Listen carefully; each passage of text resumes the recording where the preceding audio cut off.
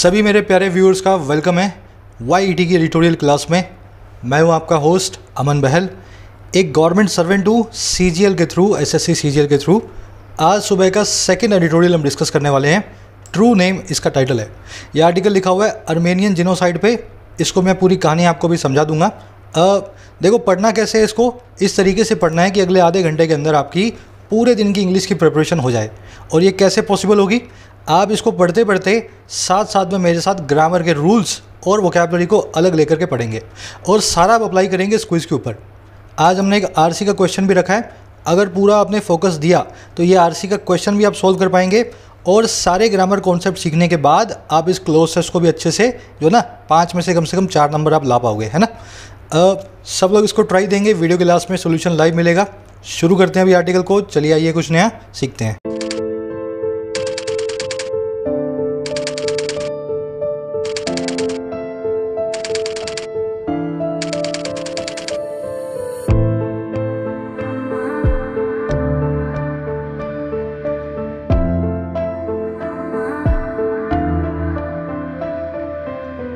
Correct. True name.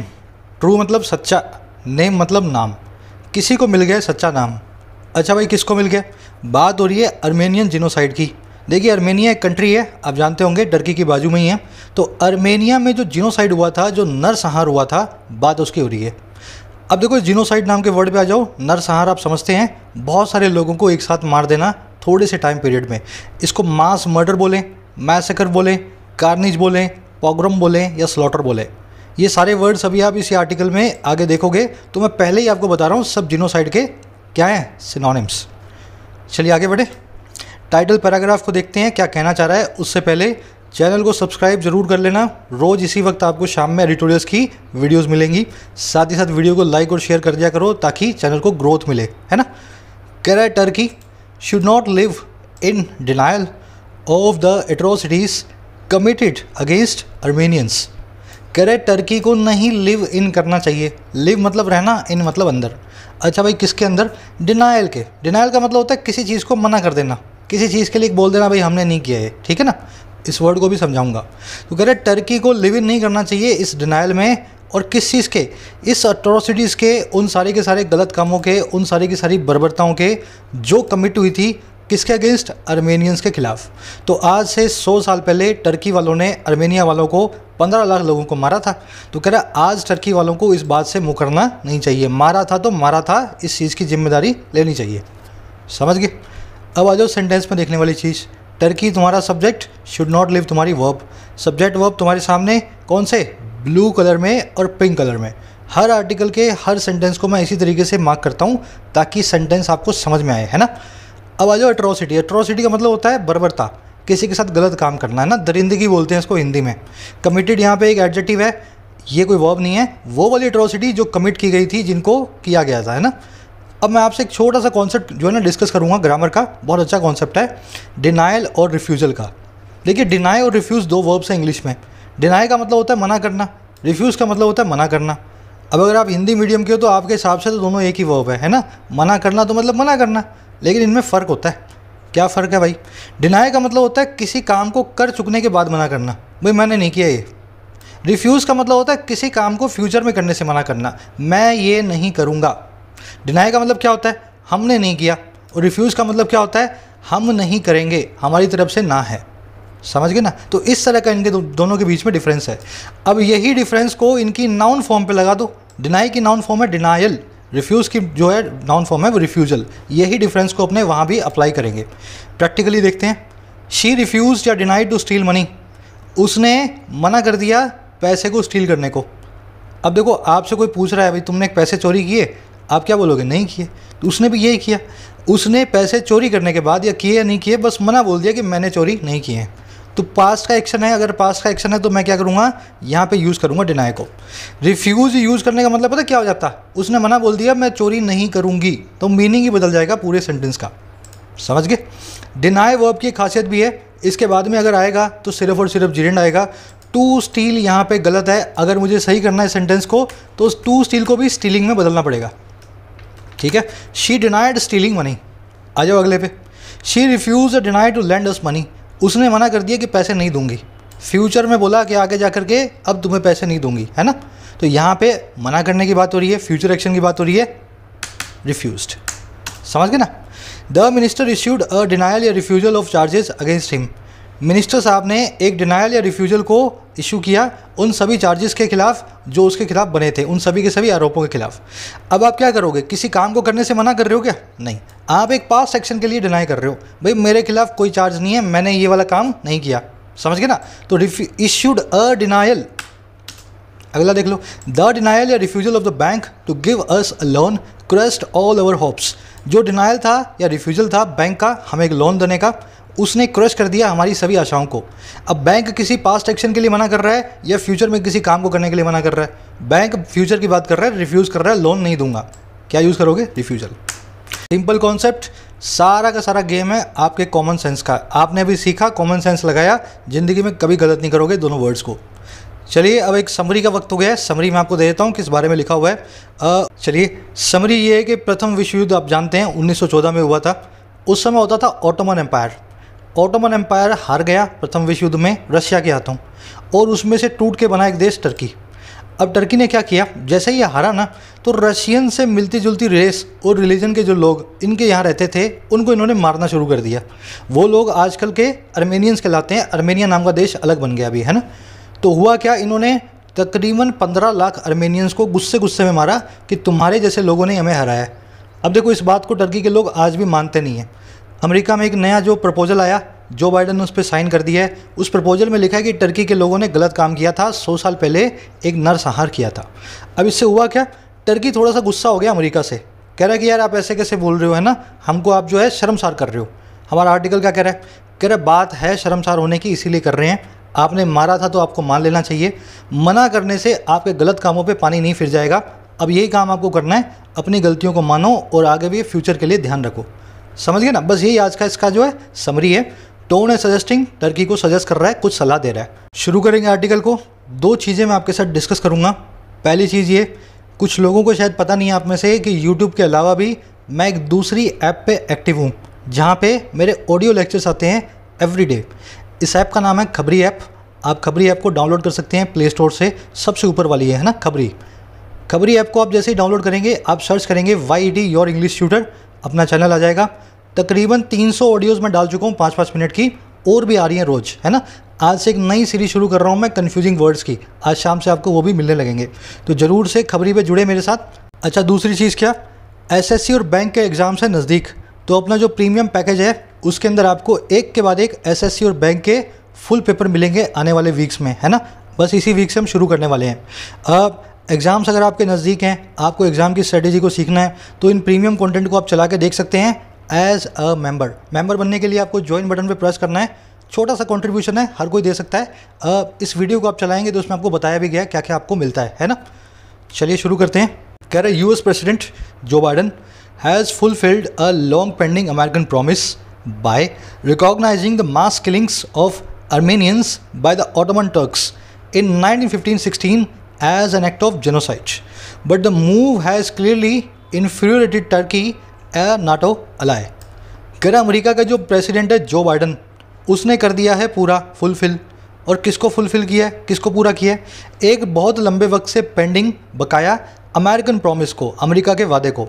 और कैसे किया फुलफिल? बाय लगा के बता रहे हैं, रिकॉग्नाइज करके, मान करके, पहचान करके उस मास किलिंग को, उस जिनोसाइड को, नरसंहार को जो हुआ था अर्मेनियंस का। और किसके द्वारा हुआ था? ऑटोमन टर्क्स के द्वारा, ऑटोमन एम्पायर से निकलने वाले टर्की के द्वारा, है ना, टर्की के लोगों के द्वारा। और कब हुआ था? वर्ल्ड वॉर 1 के 2 साल बाद 15 और 16 में। अच्छा, कैसे रिकॉग्नाइज़ किया है? इन्होंने किया एक एक्ट की तरह, एक हरकत की तरह जो है जिनोसाइड की, जो है नरसंहार की। इन्होंने ऐसा ही माना है कि ये एक नरसंहार ही था, है ना, प्रेसिडेंट बाइडन ने। कह रहा लेकिन जो ये मूव है ना, जो बाइडन की जो हरकत है, इसने इन्फ्यूरिएट कर दिया है, प्रेजेंट परफेक्ट टेंस में साफ साफ क्लियरली इसने गुस्सा कर दिया है। किसको भाई? टर्की को। और ये टर्की है कौन? ये है एक नेटो अलाई, नेटो का एक पार्टनर। समझ गए? ऐसे बना है सेंटेंस। जो बाइडन की वर्ब है हैज़ फुलफिल्ड, मूव की वर्ब है हैज़ इन्फ्यूरिएटेड। मास किलिंग जो है जिनोसाइड का एक सिनोनिम है। जिनोसाइड ऊपर आया ना, तो ये सारे सिनोनिम ध्यान रखना, एक एक करके सब आएंगे। अब आ जाओ नीचे। इसमें देखने वाली चीज़ क्या है? फुलफिल। स्पेलिंग एरर बनती है इस पर, क्यों बनती है? क्योंकि थोड़ा सा कन्फ्यूजन होता है इसमें, फुल को ऐसे लिखते हैं, फिल को ऐसे लिखते हैं, दोनों को मिला दिया तो बना दिया फुलफिल, किसी वादे को पूरा करना। दिक्कत क्या है, फुलफिल की स्पेलिंग होती है गलत, इसमें से इस एल को निकाल देंगे, ठीक है, सिंगल एल होता है। अब पीछे वाले डबल एल की जगह कभी कभी आपको सिंगल एल मिलेगा, वो है American spelling, sorry British spelling, और डबल एल मिलेगा तो समझ लेना अमेरिकन स्पेलिंग। हम ब्रिटिश को फॉलो करते हैं, हम इस वाली को यूज़ करते हैं, डबल एल वाली भी गलत नहीं है, ठीक है। एग्जाम के हिसाब से सिंगल वाली को ज़्यादा प्रीफर करेंगे आप। चलो आगे बढ़े। इन्फ्रिएट करना है, किसी को गुस्सा करना है ना, किसी को एंग्री करना। कह रहा है इन 2019 both houses of the US Congress passed resolutions calling the slaughter by its true name, but former President Donald Trump, like his predecessors, stopped short of a formal recognition of the genocide, mainly because of Turkish opposition. अब देखो 2019 में क्या हुआ था, 20 में तो Biden ने किया है, इससे पहले क्या हुआ था? कह रहा 19 में दोनों जो हाउस है ना कांग्रेस के, वहाँ पे जो दोनों हाउस होते हैं, जैसे हमारे लोकसभा राज्यसभा है, वैसे वहाँ पे जो हैं उन्होंने कर दिया था पास एक रिजोल्यूशंस को, कई सारे रिजोल्यूशन को। रिजोल्यूशन का मतलब क्या होता है? संकल्प, ये ऐसा हम करेंगे। अच्छा, कौन से रिजोल्यूशन थे? जो कॉल कर रहे थे स्लॉटर, जो बुला रहे थे इस पूरी चीज़ को एक स्लॉटर, स्लॉटर मतलब नरसंहार, और कैसे स्लॉटर को एक इसके ट्रू नेम के द्वारा, जो इसको सही में बोलना चाहिए, है ना। सिर्फ टर्की ने यहाँ पे लोगों को मारा नहीं, लोगों ने नरसंहार किया, इस तरीके से वो दोनों बुला रहे थे। करब बट लेकिन जो प्रेसिडेंट था डोनाल्ड ट्रंप, पुराना वाला फॉर्मर, अपने प्रेडिसेसर्स की तरह है, अपने पूर्वजों की तरह है, उससे पहले जो भी प्रेसिडेंट बने उन्हीं की तरह है, स्टॉप कर गया, रुक गया, शॉर्ट ऑफ बिल्कुल पहले, और किसके? एक आधिकारिक तौर पे रिकॉग्निशन के, फॉर्मली पहचानने के इस चीज़ को, इस जिनोसाइड को। और ख़ास करके क्यों? मेनली बिकॉज खास करके टर्किश अपोजिशन के कारण। तो 2019 में भी सारा काम हो चुका है, वहाँ पे दोनों ने मान भी लिया था, वहाँ के दोनों जो है कांग्रेस के जो है हाउसेस ने पास भी कर दिए थे बिल। लेकिन ट्रंप क्या बोला? चलो बिल तो तुमने पास कर दिया है, लेकिन मैं फॉर्मली इस पर साइन नहीं करूँगा, इसको मैं फॉर्मली टर्की की इस काम को जिनोसाइड नहीं बताऊँगा, है ना, क्योंकि टर्की से बहुत अपोजिशन आएगा, टर्की वाले बहुत लोग जो है, वहाँ के लोग जो है गुस्सा हो जाएंगे। समझ गए सेंटेंस को? सिंपल सा सेंटेंस है। जब आप स्टॉप शॉर्ट ऑफ होते हैं तो आप किसी काम को करते करते रुक जाते हैं, समझ गए ना, पूरा कर दिया और 1% छोड़ दिया, इसको कहते हैं स्टॉप शॉर्ट ऑफ होना। लाइक वर्सेस एज को आप अच्छे से जानते हैं, लाइक एक प्रेपोजिशन है, एज एक कंजंक्शन है। लाइक के बाद आएगा एक सिंगल नाउन, इसका ऑब्जेक्ट बन के, एज के बाद हमेशा आएगा एक क्लोज, एक सब्जेक्ट और वर्ब को लेके। NASA is leading a leading space agency of the world, like या एज इसरो। नासा जो है दुनिया की एक सबसे आगे चलने वाली स्पेस एजेंसी है, बिल्कुल इसरो की तरह, है ना। अब दिक्कत क्या है इसमें? लाइक और एज में से मैं चूज़ करूँगा लाइक को, क्योंकि इसके बाद में सिर्फ एक ऑब्जेक्ट रखा है इसरो नाम का। अगर इस ऑब्जेक्ट की वर्ब नहीं है तो ये ऑब्जेक्ट ही है, समझ गए ना, यहाँ पे एज आ ही नहीं सकता। देखो एज के लिए ज़रूरी है इसके बाद में एक सब्जेक्ट और वर्ब आना, है ना, ऐसा यहाँ पे है नहीं। कह रहा NASA is the leading space agency of the world, like as ISRO is. NASA दुनिया की सबसे बड़ी एजेंसी है, स्पेस एजेंसी है, जैसे इसरो भी है। इस केस में वर्ब भी आ रही है, मैं क्या करूँगा? एज को चूज़ करूँगा। एक चीज़ का और ध्यान रखें, एज के बाद हो जाता है इन्वर्जन, आप क्या करेंगे? इसको उठा करके इससे पहले रखेंगे। ज़रूरी नहीं है करना, लेकिन ये करेंगे ना तो सेंटेंस इंप्रूवमेंट वाले क्वेश्चन में ये जो आपको पूछा जाता है। तो एज इसरो इज नहीं, एज इज इसरो। बढ़े आगे, चलो। Ankara has challenged the scholarly and legal basis of the mister Biden's announcement and want that it will open a deep wound. Ankara जो है ना टर्की की जो कैपिटल है, उसने कर दिया चैलेंज, चुनौती दे दी है लीगल और स्कॉलरली बेसिस को।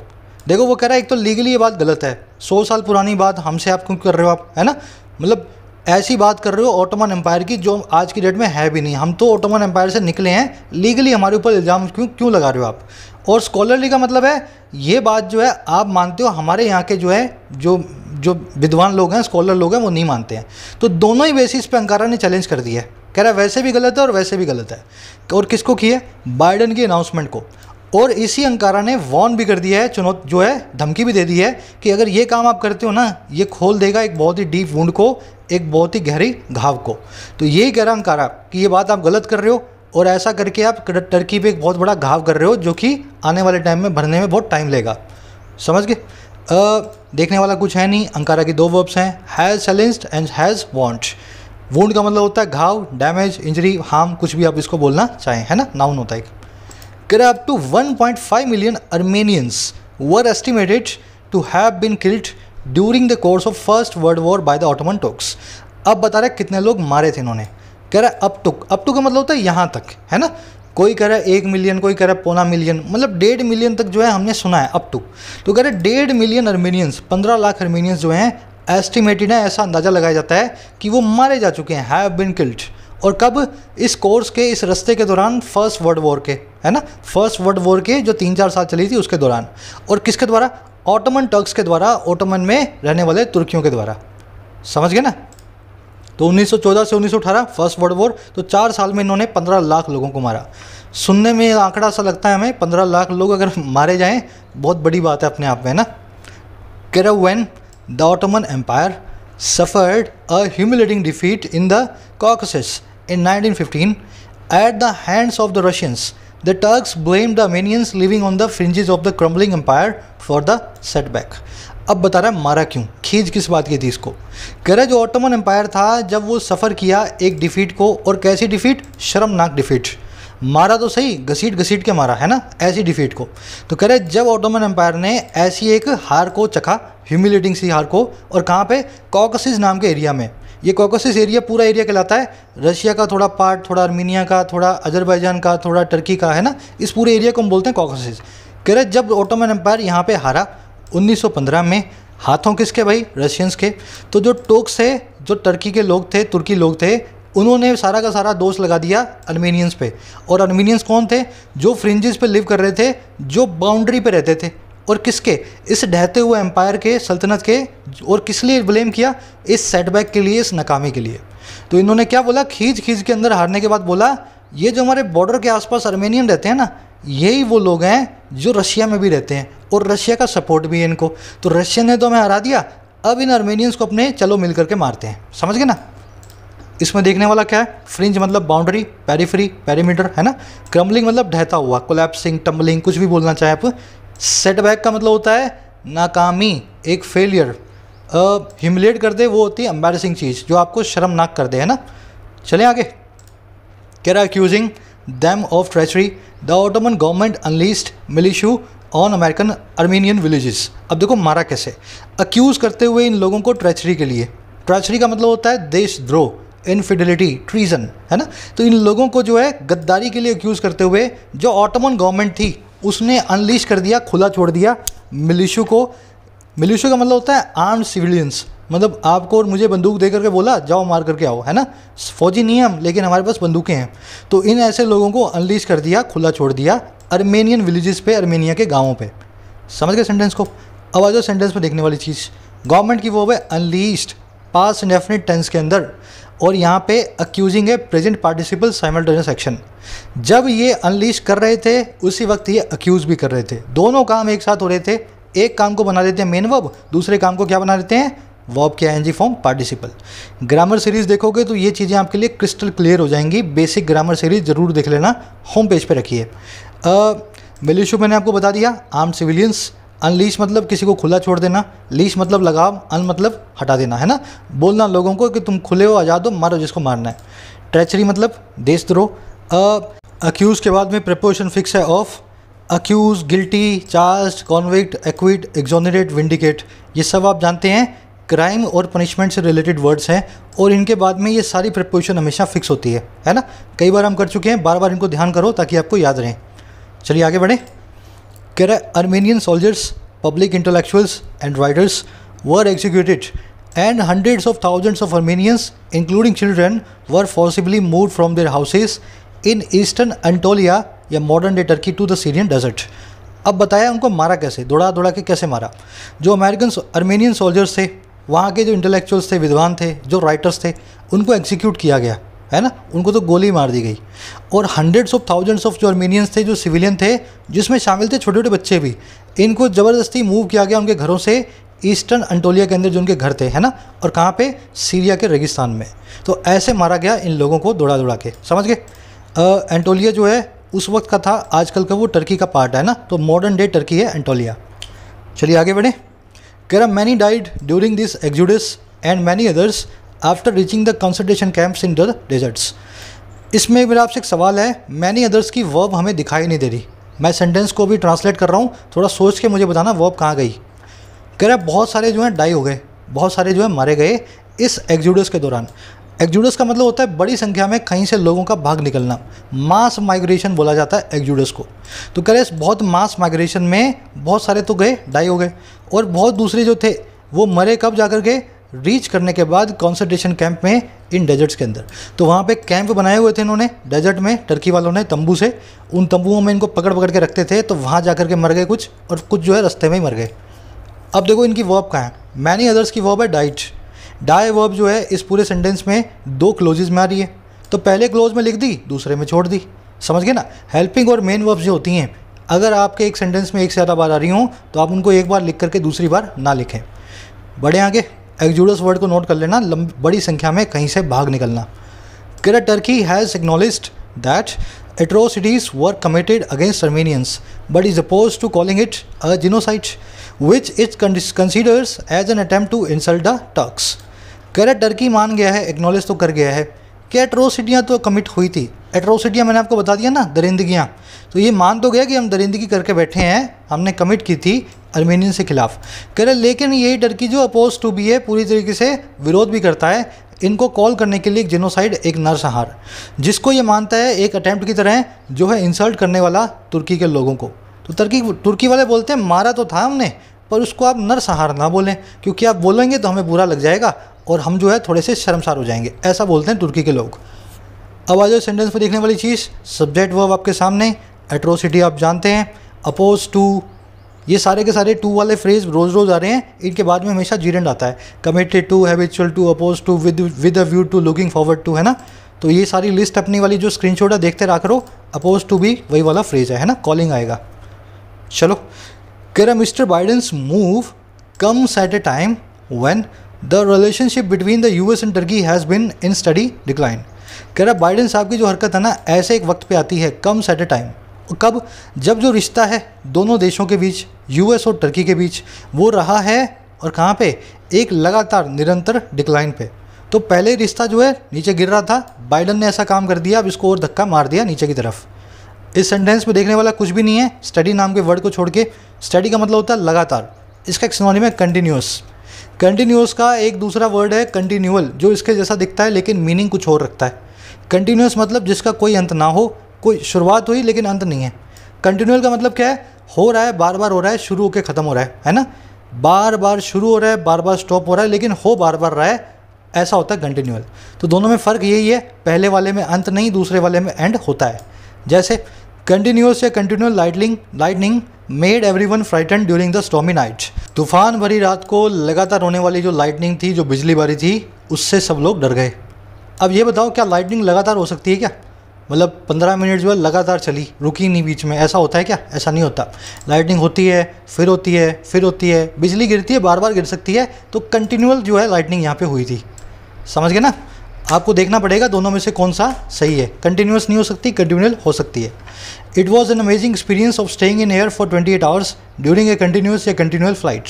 ये एक बहुत ही अच्छा एक्सपीरियंस था हवा में रहने का 28 घंटों के लिए एक लगातार फ्लाइट में। अब ये बताओ, ये फ़्लाइट क्या कंटिन्यूअल हो सकती है? भाई चढ़ी ऊपर, फिर नीचे उतर आई, फिर चढ़ी, फिर नीचे उतर आई। अगर ऐसा होता तो लगातार 28 घंटे जो है हवा में हम ना रहते। मतलब ये फ़्लाइट ऐसी थी जो शुरू हुई लेकिन 28 घंटे बाद जाकर के थमी। तो ये कंटिन्यूअल फ्लाइट नहीं थी, कंटिन्यूअस फ्लाइट थी।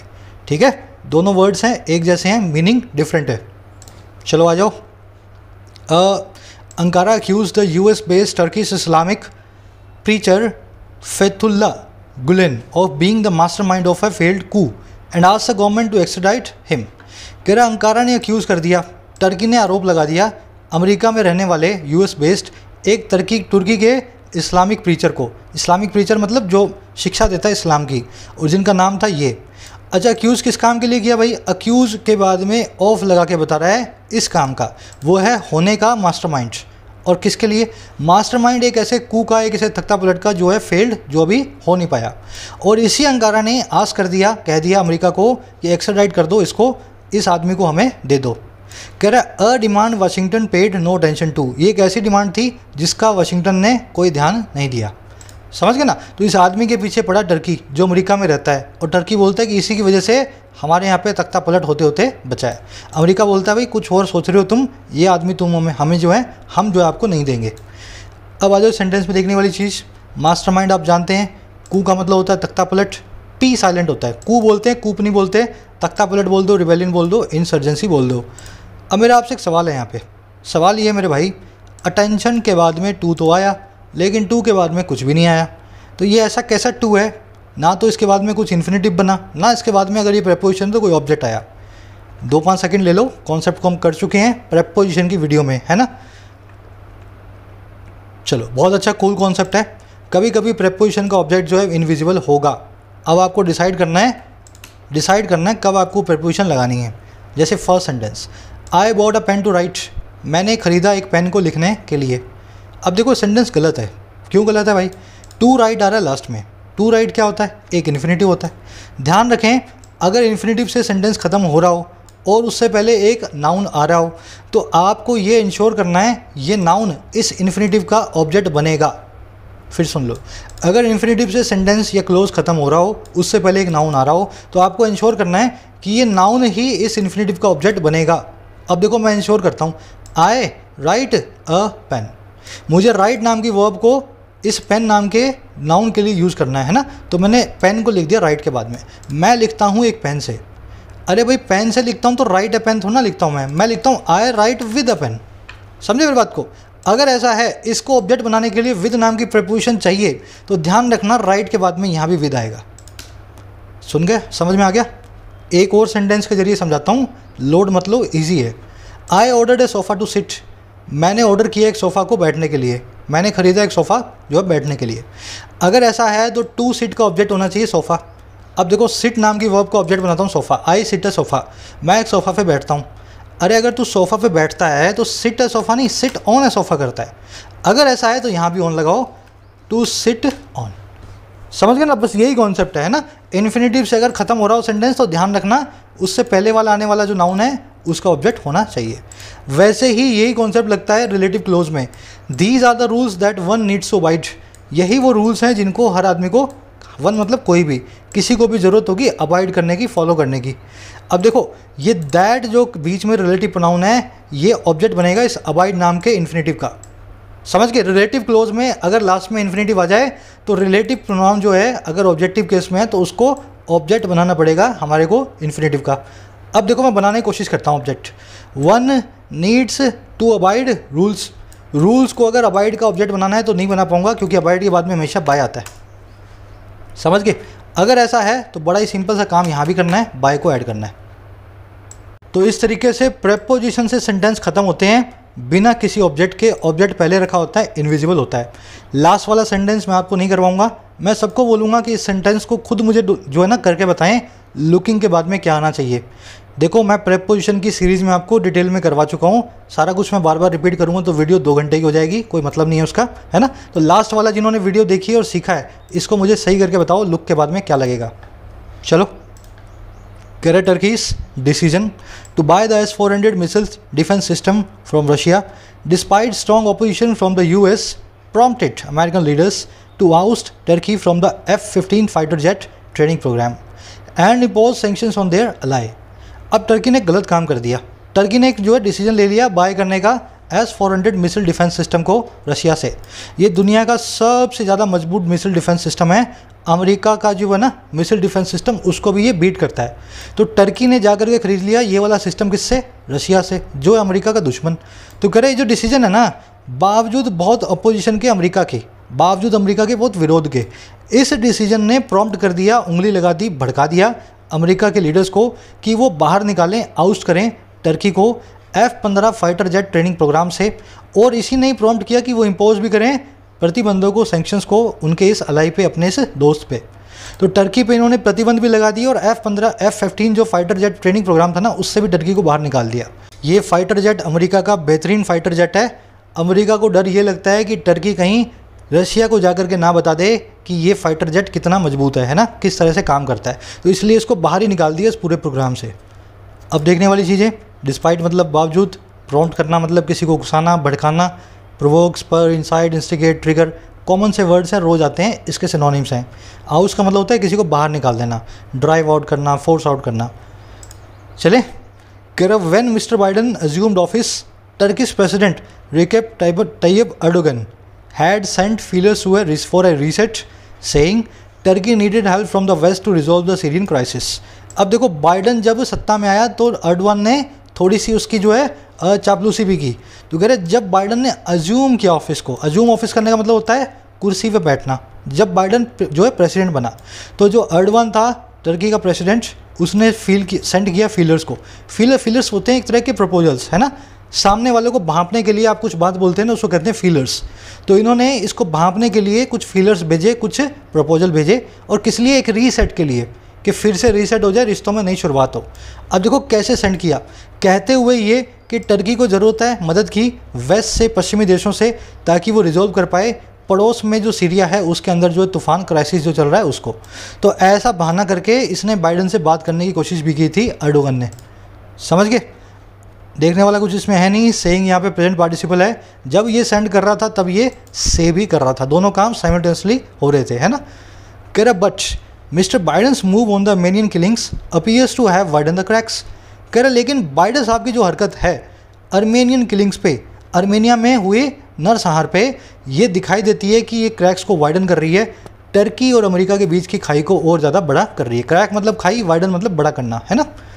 कह रहा for Turkey this over reaction to anyone calling the Armenian massacre a genocide is not doing any good in the foreign policy.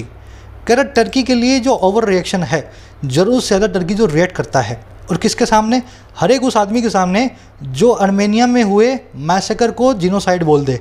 Turkey बोलता है मारा था, लेकिन नरसंहार मत बोलो, हमें बुरा लगता है ना।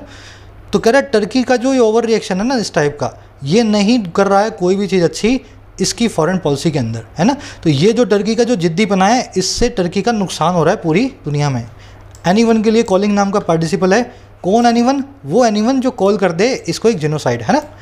कह रहे instead of being defensive about the crimes of Ottoman Empire, the modern Turkish Republic should demonstrate the moral courage to disown the atrocities। कह रहे बजाय डिफेंसिव होने के, और किस बारे में, उन क्राइम्स के जो ऑटोमन एम्पायर ने किए थे, कह रहे बजाय उनका बचाव करने के, जो मॉडर्न टर्किश पीपल है ना, उनको दिखाना चाहिए एक मॉरल करेज को। मॉरल का मतलब होता है नैतिक, करेज का मतलब होता है जो आपकी बहादुरी। तो नैतिक बहादुरी दिखानी चाहिए ताकि वो डिसऑन करे अट्रोसिटीज़ को। टर्की ये बोले हाँ ऑटोमन एम्पायर ने ये किया था, और हाँ हम इसको मानते भी हैं, और हाँ हम ये भी कहते हैं कि ऑटोमन एम्पायर चला गया, अब हमारा इन एट्रोसिटी से कोई कनेक्शन नहीं है ना। वो गंदे लोग थे, करके गए हैं, इस चीज़ को हम डिसऑन करते हैं, हम बोलते हैं कि गलत हुआ था, हमने ये नहीं किया। तो ऐसा भी टर्की बोल सकता है ना, पर बोलेगा नहीं।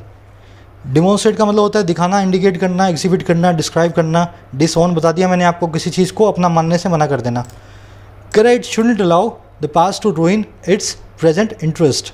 कह रहा इसको अलाउ नहीं करना चाहिए कि पास्ट जो है, इसका इतिहास जो है रूइन करे, स्पॉइल करे, बर्बाद करे इसके हाल की भलाई को, प्रेजेंट इंटरेस्ट को। तो 100 साल पुरानी बात पे आज जो है टर्की अपना नुकसान जो है उसको नहीं करना चाहिए। समझ गए।